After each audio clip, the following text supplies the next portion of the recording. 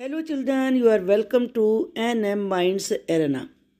आज की इस वीडियो में हम क्लास 6 की सोशल साइंस के चैप्टर 3 लैंडफॉर्म्स एंड लाइफ के एक्स्ट्रा क्वेश्चंस को डिस्कस करने जा रहे हैं। ये न्यू NCERT बुक से लिया गया चैप्टर है। Let us start. सबसे पहले हैं very short answer questions. Question number 1 is what is a landform. Landform क्या होती है? A landform is a natural feature on the earth surface. Earth की सरफेस पर लैंडफॉर्म एक नेचुरल फीचर है और इसमें आते हैं जैसे माउंटेन्स हैं, प्लेट्यूज हैं और plains. Name the 2 highest peaks in the Himalayas. Himalaya की 2 सबसे ऊंची पीक्स बताइए। एक है माउंट एवरेस्ट और दूसरी है Kanchenjunga. What type of forest is found on mountain slopes. Mountain slope पर किस प्रकार के फॉरेस्ट पाए जाते हैं? Mountain forest. What adaptation do trees in mountain forest have? Mountain forest में ट्रीज किस प्रकार का एडेप्टेशन यानी कि किस प्रकार अपने आप को ढालते हैं? They have thin pointed leaves. उनकी लीव्स थिन होती हैं, पतली होती हैं, पॉइंटेड नुकीली होती हैं। टू सर्वाइव कूलर क्लाइमेट्स, ताकि वो बहुत ठंडी क्लाइमेट में भी बनी रह सकें। What is terrace farming. Terrace farming क्या होती है? Terrace farming is cultivating crops on steps cut into slopes. Mountain पर जो स्लोप्स होते हैं, ढलान होते हैं, उन्हें स्टेप्स के रूप में काटा जाता है और उन पर खेती की जाती है। उसे ही टेरेस फार्मिंग कहते हैं। हिंदी में इसे सीढ़ी नुमा खेत कहा जाता है। Who was the first Indian women to climb Mount Everest. Mount Everest पर क्लाइम करने वाली सबसे पहली वुमेन कौन थी? वो थी Bachendri Pal. What is the significance. Significance कहती importance of Mount Kailash. Mount Kailash की इम्पोर्टेंस क्या है? It is considered sacred by followers of Hinduism, Buddhism, Jainism and Bon. इन चारों धर्मों के अनुयायियों के द्वारा माउंट कैलाश को पवित्र माना जाता है। Which mountain is known as mother goddess of the world. कौन से माउंटेन को पूरे वर्ल्ड की मदर गॉडेस कहा जाता है? ये है माउंट एवरेस्ट, जिसे कि कोमोलुंगमा कहा जाता है तिब्बतन्स के द्वारा। वो type of tourism is common in mountainous regions. Mountainous region में किस प्रकार का टूरिज्म कॉमन होता है? Activities like skiing, hiking and mountaineering. What happens to the snow on lower mountains in summer. Summer में जो लोअर माउंटेन्स होते हैं उन पे स्नो का क्या होता है? इट मेल्ट्स, वो पिघल जाता है, एंड फीड्स रिवर्स, और रिवर्स में चला जाता है। What is a plateau. Plateau क्या होता है? Plateau is a flat topped landform. ये फ्लैट होती है, ऊपर से टॉप पर फ्लैट होती है ऐसे। That stands higher than the surrounding land. जो आसपास की लैंड होती है उससे ये ऊंचाई पर होता है, बहुत ज़्यादा ऊंचा नहीं होता है। Name the largest plateau in the world. World के सबसे लार्जेस्ट प्लेट्यू का नाम बताइए। वो है Tibetan plateau. What is flood plain. Flood plain क्या होते हैं? Flood plain is a flat area. ये फ्लैट एरिया होता है फॉर्म्ड बाय रिवर्स, जो रिवर्स से बनता है, डिपोजिटिंग सेंडिमेंट्स, वो जो अपने साथ ऊपर से बहाकर छोटे छोटे पत्थर मिट्टी लाते हैं, वो जमा कर देते हैं प्लेन में, मेकिंग द सॉइल फर्टाइल, जिससे कि सॉइल फर्टाइल हो जाती है। Which type of plain is known for rich agriculture land. Rich agriculture land के लिए कौन से प्लेन फेमस होते हैं? ये हैं मरुडम, जो बड़े फेमस होते हैं रिच एग्रीकल्चर लैंड के लिए, रिप्रेजेंटिंग फर्टाइल एग्रीकल्चर प्लेन्स। इनकी जो ये जो प्लेन होते हैं ये बड़े फर्टाइल होते हैं, उपजाऊ होते हैं। What are 5 rise in ancient Tamil poetry. जो एंशियंट तमिल पोइट्री है उसमें 5 टेनाइज कौन से हैं? उसमें एक है कुरिंजी, मुल्लई, मरुडैम, नेडल और Palai. What is the average height of Tibetan plateau? Tibetan plateau की एवरेज हाइट क्या है? Approximately 4500 metres. इसकी लगभग 4500 मीटर्स एवरेज हाइट है। What major activity is common in plateau region? Plateau region में कॉमन एक्टिविटी कौन सी है? माइनिंग ज़्यादा होती है क्योंकि मिनरल्स होते हैं वहाँ पर, due to rich mineral deposits. Name a famous waterfall located in the Chota Nagpur plateau. छोटा नागपुर प्लेट्यू में एक फेमस वाटरफॉल है, उसका नाम बताइए। वो है Hundru falls. What is the primary occupation in the Ganga plain? Ganga plain में मेन ऑक्यूपेशन क्या है? वो है फार्मिंग, खेती। स्पेशली ग्रोइंग फूड क्रॉप्स, ज़्यादातर फूड क्रॉप्स ग्रो की जाती हैं यहाँ पर। Define resilience in the context of landforms. Landforms के संदर्भ में रिजिलेंस का मतलब बताइए। Resilience is the capacity to adapt and overcome challenges in environmental conditions. Environmental condition में जो अपने आप को ढालने की, यानी कि आप अपने आप को बदल लेते हैं, ढालने की और चैलेंजेस को, मुसीबतों को झेल पाने की जो कैपेसिटी है वो रिजिलेंस कहलाती है। अब शॉर्ट आंसर टाइप क्वेश्चन देखेंगे। Question number 1 is what are landforms and how many types are there?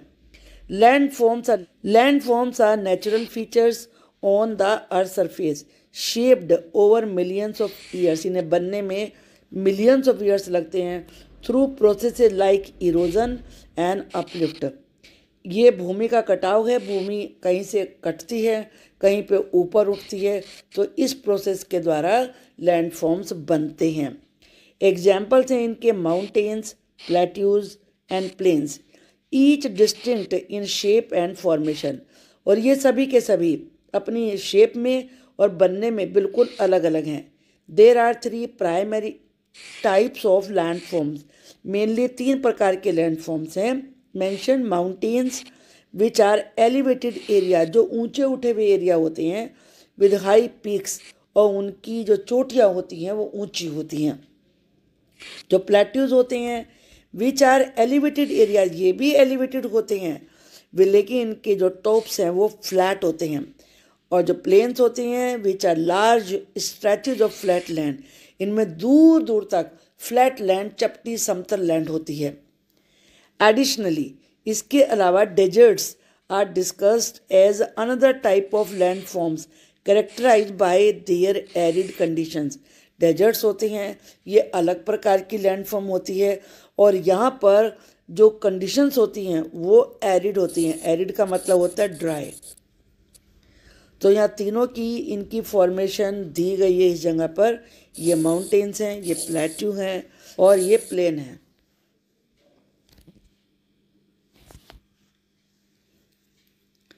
What are mountain? Mountains क्या होते हैं? And how do they differ from hills? और वो हिल से अलग किस प्रकार से हैं? Mountains are large land forms. Mountains बड़ी लैंड फॉर्म होते हैं that rise prominently above their surroundings, जो कि अपने चारों तरफ की ज़मीन से बहुत ज़्यादा ऊंचाई पर होते हैं। टिपिकली हैविंग स्टीप स्लोप्स, उनके ढलान बिल्कुल तीखे तेज होते हैं, मतलब शार्प होते हैं। ए प्रोनाउंस समिट, और एक बिल्कुल अलग ऊंची उठी हुई चोटी होती है। समिट का मतलब होता है peak. And a significant height above sea level, और सी लेवल से काफ़ी ऊंचाई पर होते हैं। एग्जाम्पल्स हैं mount Everest and Kanchenjunga. In contrast, इसके विपरीत, हिल्स आर स्मॉलर, ये छोटी होती हैं। लेस स्टीप, इनका ढलान ज़्यादा नहीं होता है माउंटेन्स की अपेक्षा। विद मोर राउंडेड टॉप्स, और इनके जो टॉप होता है वो राउंडेड होता है, जबकि माउंटेन्स का ऐसे पॉइंटेड होता है। Mountains tend to have a more dramatic impact on the environment. Mountains का एनवायरनमेंट पर और क्लाइमेट पर बहुत अधिक प्रभाव होता है हिल्स की अपेक्षा। They usually feature more extreme biodiversity. वहाँ का जो लाइफ है, चाहे वो एनिमल्स का हो, बर्ड्स का हो, प्लांट्स हो, वो बहुत ही ज़्यादा अलग होता है। What is terrace farming? Terrace farming क्या होती है?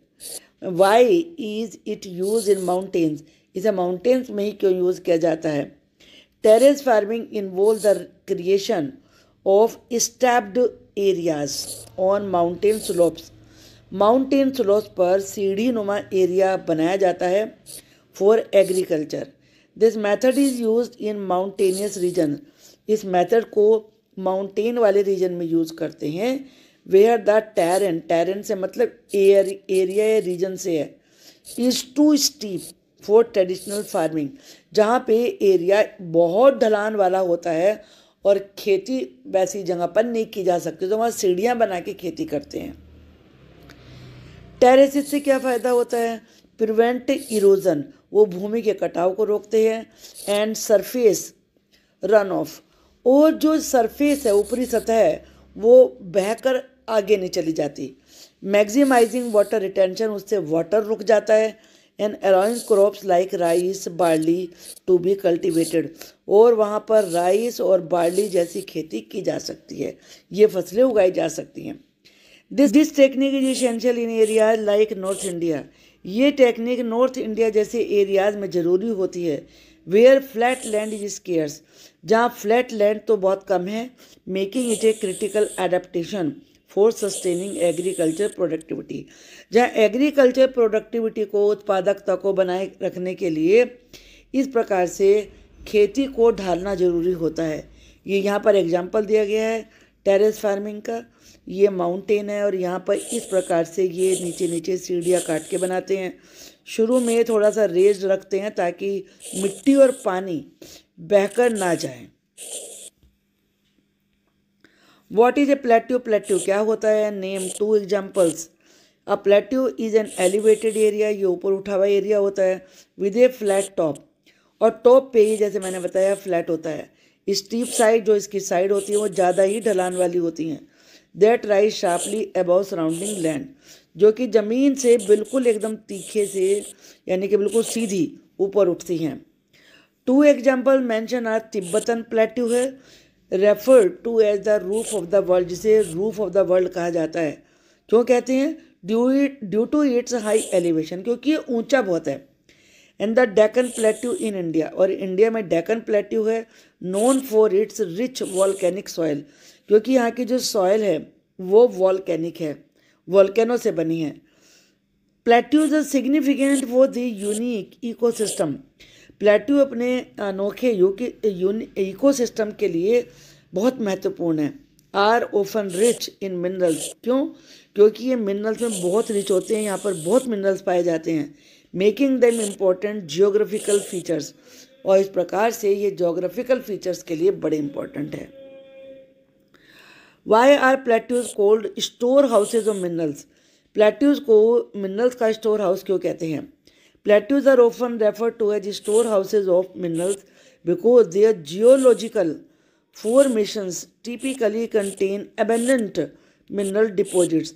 एबेंडेंट का मतलब है टू मच, बहुत ही ज़्यादा, क्योंकि उनमें उनकी बनावट ही ऐसी होती है, फॉर्मेशन ही ऐसी होती है कि उनमें मिनरल डिपॉजिट्स बहुत ज़्यादा होते हैं। फॉर इंस्टेंस उदाहरण के लिए the Chota Nagpur plateau in India is rich in iron, उसमें आयरन बहुत है, कोयला और मैंगनीज। जबकि जो ईस्ट अफ्रीकन प्लेट्यू है is known for it deposit of gold, वहाँ गोल्ड बहुत है और diamonds. These highlands areas provide valuable resources, इस प्रकार इन प्लेट्यूज में बहुत ही वैल्यूएबल रिसोर्सेज होते हैं जो कि इसेंशियल है, ज़रूरी है फॉर इंडस्ट्रियल यूज, इंडस्ट्री के यूज़ के लिए। Contributing significantly to local and global economies, इस प्रकार से लोकल यानी कि जहाँ वो हैं वहाँ के लिए और पूरे वर्ल्ड की इकोनॉमी को चलाने के लिए बड़े इम्पोर्टेंट हैं। ये छोटा नागपुर प्लेट्यू है। वोट आर प्लेन्स, प्लेन्स क्या होते हैं, and why are they good for agriculture, वो एग्रीकल्चर के लिए अच्छे क्यों होते हैं। प्लेन्स आर ब्रॉड, ये चौड़े होते हैं, फ्लैट होते हैं, समतल एरिया होते हैं लैंड के, that generally have rich fertile soil, यहाँ की जो सॉइल होती है बड़ी रिच होती है, फर्टाइल उपजाऊ होती है। Accumulated over time through the deposition of sediment by rivers, यहाँ की जो सॉइल होती है बहुत रिच होती है, फर्टाइल होती है, जिसे कि काफ़ी समय में रिवर्स के द्वारा बनाया जाता है। वो सेडिमेंट्स को डिपॉजिट करते हैं प्लेन एरिया में लाकर, और दूसरे जियोलॉजिकल और प्रोसेस होती हैं जिससे इनका निर्माण होता है। इनकी जो फ्लैटनेस होती है और फर्टिलिटी होती है वो प्लेन्स को आइडियल बनाती है, बेस्ट बनाती है एग्रीकल्चर के लिए। Allowing for extensive cultivation of crops, बड़े एरिया में ऐसी क्रॉप्स की खेती की जाती है जैसे कि ग्रेन्स, अनाज, which require large open spaces, जिनके लिए बड़े बड़े खुले मैदान चाहिए फॉर ऑप्टिमल ग्रोथ, ज़्यादा ग्रोथ के लिए, पैदावार के लिए। इनके एग्जाम्पल्स हैं Ganga plain which is known for its productive agriculture land. जो गंगा प्लेन है, जो गंगा रिवर ने बनाया है, ये अपनी प्रोडक्टिव एग्रीकल्चर लैंड के लिए बड़ा फेमस है। वोट आर डेजर्ट, डेजर्ट्स क्या होते हैं, how have humans adapted to them, और लोगों ने अपने आप को उनमें कैसे ढाला है। Deserts are arid regions, deserts dry area होता है विद वेरी लिटिल प्रेसिपिटेशन, यहाँ प्रेसिपिटेशन बहुत कम होता है, जैसे बारिश है ये नहीं होते यहाँ पर। मेकिंग दैम इनहॉस्पिटेबल एनवायरनमेंट्स, जिससे कि जो यहाँ का एनवायरनमेंट होता है वो अच्छा नहीं होता है for most forms of life, humans के लिए भी नहीं होता। ह्यूमंस ने को अपने आप ढालना पड़ता है, अपने आप को एडेप्ट करना पड़ता है to these condition through various means, अलग अलग तरीक़ों से। For example in the Thar desert communities have developed unique architectural style, इन्होंने अलग तरीके का अपना आर्किटेक्चर स्टाइल बनाया है दैट मैक्सिमाइज कूलिंग, जिससे कि वो एरिया जो घर बनाते हैं वो ठंडा रहे, एंड वाटर कंजर्वेशन टेक्निक्स, पानी को कंजर्व करने की, संचय करने की टेक्निक भी शुरू करी है that allow them to survive, जिससे कि वहाँ जीवित रह सकते हैं।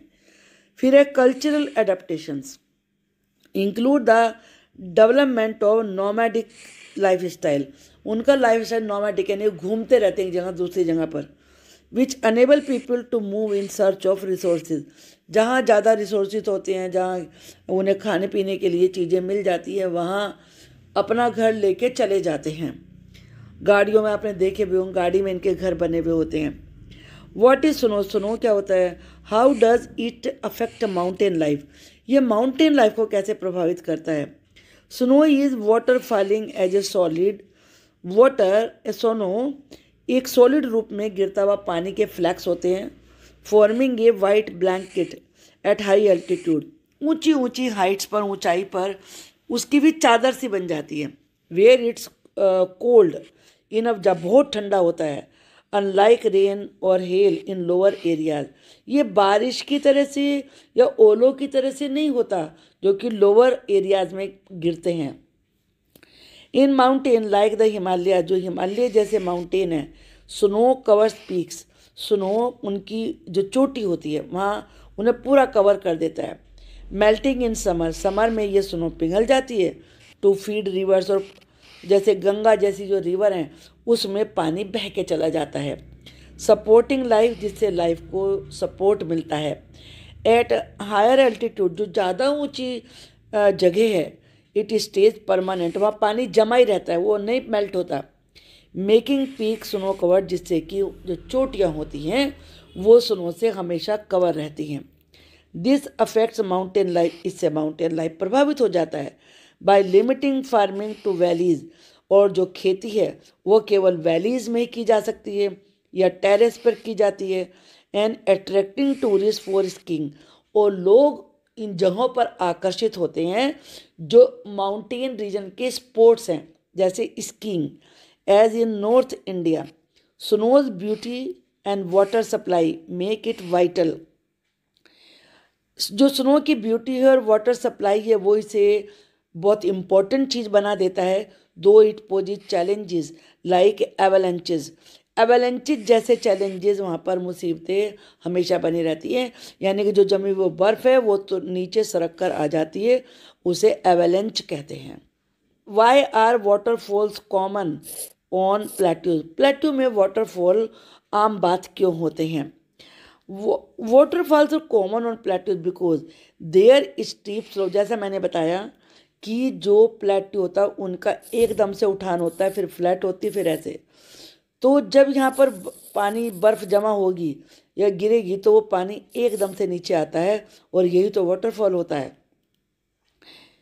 एंड एजेस, और जो उनके एजेस किनारे होते हैं, कोज रिवर्स टू ड्रॉप शार्पली, जो वहाँ रिवर बह रही होती हैं वो एकदम से नीचे गिरती हैं। As seen with Nohkalikai falls, ये 340 मीटर की हाइट से गिरता है on the Cherrapunji plateau. Plateau like the Deccan और तिब्बतन, जो डेक्कन और तिब्बतन जैसे प्लेट्यू हैं, rise high with flat tops, वो बहुत ऊंचे हैं और उनके टॉप फ्लैट हैं। Rivers flowing of these edges, जो इनके किनारों से नदियां बह के नीचे गिरती हैं, क्रिएट स्पेक्टेकुलर फॉल्स, वो ही झरनों का रूप धारण कर लेती हैं। वो स्पेक्टेकुलर, बहुत ही वंडरफुल, जैसे कि जोग falls in the western Ghats. Volcanic plateaus, जो कि वॉल्केनो के लावा से बने हैं, विद रोकी टेरेन, जहाँ की जो टेरेन है, ज़मीन है, वो रोकी है। Channel water into these drops, वहाँ से पानी धीरे धीरे करके नीचे गिरता है। दीज फॉल्स एड ब्यूटी, ये फॉल्स ब्यूटी को बढ़ाते हैं, ड्रॉइंग टूरिस्ट को आकर्षित करते हैं, and highlight plateaus unique geography, और प्लेट्यू का जो ज्योग्राफिकल रूप है वो अनोखा होता है, उसको हाईलाइट करती हैं। Compare to flat plains, flat plains की कंपैरिजन में, और जो पीक्ड माउंटेन, ऊंचे ऊंचे चोटी वाले माउंटेन हैं, उनकी तुलना में यहाँ का जो रूप होता है बिल्कुल ही यूनिक होता है। यहाँ ये एक पिक्चर दी है, ये नोहा कालीकाई फॉल्स है जो चेरापूंजी में है, ये देख सकते हैं आप। ये एक्चुअली ये रिवर्स होती हैं जो बहुत ऊंचाई से नीचे गिरती हैं। अब हम लॉन्ग क्वेश्चन आंसर देखेंगे। What are some of the highest peaks in the world and their locations? दुनिया में सबसे ऊंची पीक्स कौन सी हैं, कुछ बताइए, उनकी लोकेशन भी बताइए। Several mountains stand out as the highest peaks in various region of the world. World के अलग अलग रीजन में बहुत सारी ऊंची पीक्स हैं। ईच नोटेबल, हर इम्पोर्टेंट है, for its geographical significance, geographical significance के लिए, इम्पोर्टेंस के लिए, और लोकेशन के लिए भी। पहले है Mount Everest, located between Tibet, Tibet China के एरिया में आता है, और Nepal. Is the highest peak of the Himalayan range, Himalayan range की सबसे ऊंचा पर्वत है ये। फिर है Kanchenjunga, situated between Nepal and Indian state of Sikkim, is another prominent peak in the Himalayas. इसके बाद है Mount Aconcagua, found in South America, ये साउथ अमेरिका में है। Hold the title as the highest peak of the Andes mountain, ये Andes mountain range में और वहाँ का सबसे ऊंचा पर्वत है। फिर है माउंट किलिमंजारो, ये ईस्टर्न अफ्रीका में है। ये नोटेबल का मतलब famous, as an isolated mountain, ये अलग ही है। Not part of any mountain range, ये किसी माउंटेन रेंज का नहीं है। ये फ़र्क समझ में आ रहा होगा आपको कि माउंटेन रेंज क्या होती है। जैसे जो हिमालय है वो माउंटेन रेंज है, क्योंकि ये एक के साथ एक बहुत सारे माउंटेन उसमें से निकलते ही चले जाते हैं, तो ये माउंटेन रेंज बन जाती है। और जो एक अकेला माउंटेन होता है ये माउंटेन होता है, और ये होती है माउंटेन रेंज। तो जो माउंट किलिमंजारो है ये माउंटेन रेंज नहीं है, ये ओनली वन माउंटेन है, making it unique in its solitary prominence. और जो ये सॉलिटरी का मतलब अकेला, और जो ये अकेला पर्वत है इसकी अलग ही इम्पोर्टेंस है। फिर है mount blank, located in western Europe, ये वेस्टर्न यूरोप में है। Is the highest mountain in the Alps, ये आल्प्स माउंटेन रेंज में सबसे ऊंचा माउंटेन है। रिनोन्ड का मतलब होता है famous, for its stunning, stunning का मतलब अद्भुत, मोहित करने वाली सीनरी के लिए, और चैलेंजिंग क्लाइम्स के लिए। वहाँ पे जो क्लाइम है, जो चढ़ाई है माउंटेन की, वो बहुत डिफ़िकल्ट है। फिर है Anamudi, known as Anai peak, located in Kerala, ये केरला में है, इंडिया में। ये हाईएस्ट माउंटेन है साउथ इंडिया में and is a significant landmark within the western Ghats, और वेस्टर्न घाट्स में ये इम्पोर्टेंट लैंडमार्क है। How do the Tamil Sangam, टिनाइज and modern challenges in plains reflect the connection between landforms and human life. जो तमिल संगम में दिए गए टिनाइज हैं और जो प्लेन के आजकल के मुसीबतें हैं, वो लैंडफॉर्म और ह्यूमन लाइफ के बीच के कनेक्शन को कैसे बताते हैं। तमिल संगम टिनाइज कॉन्सेप्ट, एंशियंट तमिल संगम लिटरेचर किताबें यानी कि कैटेगराइजेज लैंडस्केप इनटू 5 टिनाइज। इन्होंने इन किताबों में 5 तरह के लैंडस्केप दिए हैं, यानी कि इकोसिस्टम, इको टाइप दिए हैं।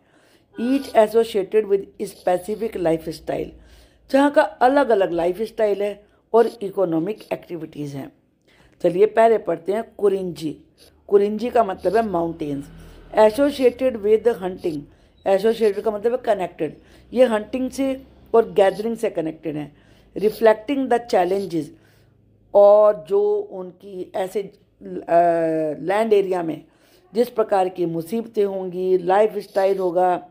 एडेप्टेड टू रगेड टेरेंस, क्योंकि यहाँ की खुरदुरी जो एरिया है तो उनको बताया गया है। फिर है मुल्लई, ये फॉरेस्ट और ग्रास लैंड एरिया है। लिंक्ड विद पेस्टोरल एक्टिविटीज़, जो घूम घूम के जहाँ पे ज़्यादातर जानवर चराने का काम होता है वो है ये। सुटेबल फॉर कैटल रियरिंग, ये जानवर पालने के लिए इम्पोर्टेंट है। रियरिंग का मतलब पालना होता है, कैटल एनिमल्स को कहते हैं। एंड अदर पेस्टोरल प्रैक्टिस, और जो दूसरी और चराने वाली एक्टिविटीज़ हैं उनके लिए। मरुडम, ये फर्टाइल प्लेन्स होते हैं, उपजाऊ एरिया होता है।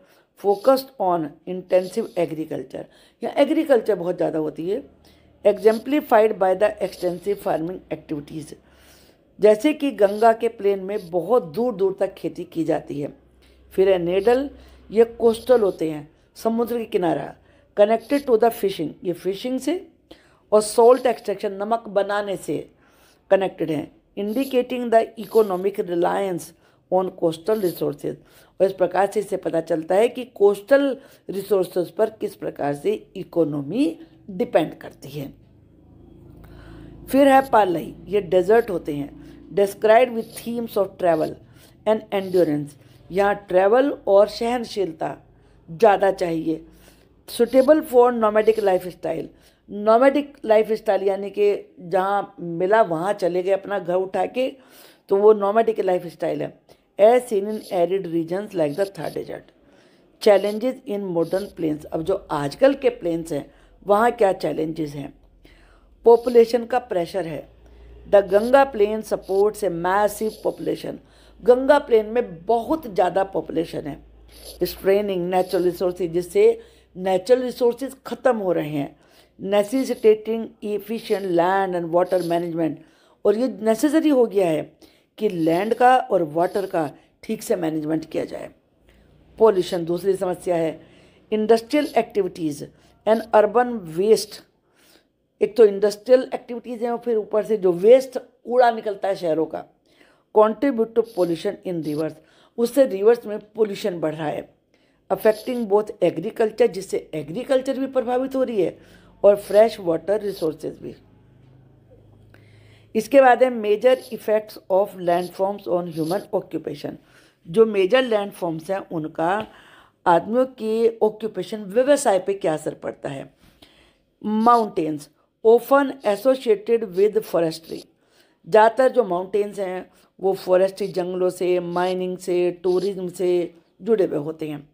Mountains dictate occupations that adapt to steep and rugged terrain, mountains ऐसे व्यवसाय को सपोर्ट करता है जहाँ पर लोग खुरदरे एरिया में और जो ढलान वाले एरिया हैं वहाँ पर रहने की आदत डाल सकें। फिर है प्लेट्यूज, नोन फॉर माइनिंग, ये माइनिंग के लिए जाने जाते हैं due to their rich mineral deposits, कि वहाँ पर मिनरल्स बहुत होते हैं। Plateaus also support certain type of agriculture. Plateaus भी एक विशिष्ट प्रकार की एग्रीकल्चर को सपोर्ट करते हैं, स्पेशली वो जो फ्लैट एरिया में की जा सकती है। फिर है plains, being the most agriculturally productive land forms. ये सबसे ज़्यादा प्रोडक्शन देने वाले लैंड एरिया होता है। Plain support extensive farming activities, बहुत ज़्यादा ये एग्रीकल्चर को सपोर्ट करते हैं। बेनिफिटिंग फ्रॉम फर्टाइल सॉइल, क्योंकि फर्टाइल सॉइल होते हैं उससे फ़ायदा होता है। एंड एम्पल वाटर सप्लाई, और बहुत सारी वाटर सप्लाई मिल जाती है। Impact on settlement patterns, settle रहने का जो पैटर्न है उस पर क्या प्रभाव होता है, इम्पैक्ट कहते हैं प्रभाव। The economic activities supported by different land forms, जो अलग अलग लैंड फॉर्म हैं वो अलग अलग इकोनॉमिक एक्टिविटीज़ को सपोर्ट करती हैं और प्रभावित करती हैं जीवन को। Where and how people live, के लोग कहाँ और कैसे रहते हैं। शेपिंग सेटलमेंट, उनके रहने के स्टाइल को प्रभावित करती हैं। फ्रॉम स्पेयर्स माउंटेन्स, की जो माउंटेन्स में कैसे बहुत कम लोग रहते हैं विलेजेस में, to densely populated river plains, और जो रिवर के प्लेन्स होते हैं वहाँ बहुत घनी आबादी होती है। How do humans adapt to challenges in different land forms, अलग अलग लैंड फॉर्म में लोग अपने आप को चैलेंज, जो मुसीबतें आती हैं वहाँ पर उनके प्रति कैसे ढालते हैं। माउंटेन्स में technique such as terrace farming utilize limited arable land efficiently, जो टेरेस फार्मिंग है उसमें खेती की ज़मीन को बड़े अच्छे तरीके से यूज़ किया जाता है, वो टेक्निक अपनाई जाती हैं। Communities also develop unique architectural style, और उनके आर्किटेक्चर के घर बनाने के स्टाइल भी अलग अलग होते हैं। तो विदस्टैंड हार्श क्लाइमेट, जो कि बहुत ही विरोधी प्रतिकूल अनफेवरेबल क्लाइमेट में और लैंडस्केप पे को सहन कर सकें। Plateau adaptation include exploiting mineral wealth, यहाँ पर जो मिनरल वेल्थ है, मिनरल्स निकलते हैं उसमें अपने आप में ढालते हैं लोग कि कैसे उनको यूज़ किया जाए।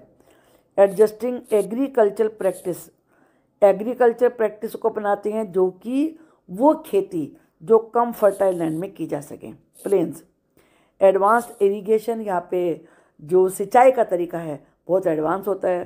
फ्लड मैनेजमेंट सिस्टम होते हैं, डेवलप किए गए हैं टू मैक्सिमाइज एग्रीकल्चर आउटपुट, ताकि जो एग्रीकल्चर का उत्पादन है, आउटपुट है, वो बढ़ाया जा सके। And manage the abundant water resources, और जो इतना ज़्यादा मात्रा में वाटर अवेलेबल होता है उसको यूज़ किया जा सके। अब deserts inhabitants adapt through nomadic life style, जो रहने वाले लोग होते हैं डेजर्ट में वो नोमैडिक लाइफ स्टाइल अपनाते हैं। डेवलप सेटलमेंट्स अराउंड ओएसिस, जहाँ भी हरियाली मिलती है वहीं बस जाते हैं। कल्चरल एडेप्टेशन इंक्लूड, और जो इनकी कल्चर में अपने आप को ढालना है वो है folk traditions that reflect the desert environment. Navigation and trade, rivers in plains are utilise for transportation and trade, जो प्लेन्स में रिवर होती हैं उनसे मतलब यातायात होता है, ट्रेड व्यापार किया जाता है, जिससे कि इकोनॉमिक डेवलपमेंट होता है और कल्चरल एक्सचेंजेस होते हैं। Resilience to natural disaster, natural disaster में फिर दोबारा से अपने आप को ढाल लेना। Communities mountainous areas develop strategy to cope with natural hazards, अगर कभी प्राकृतिक आपदाएं आती हैं तो उनमें उन्हें अपने आप को उनके अनुसार ढालना आता है, जैसे लैंडस्लाइड होती है, एवलांच होते हैं। That's all for this video. I hope you will like it, and if you like please like and subscribe the channel and also share the video. Thank you once again.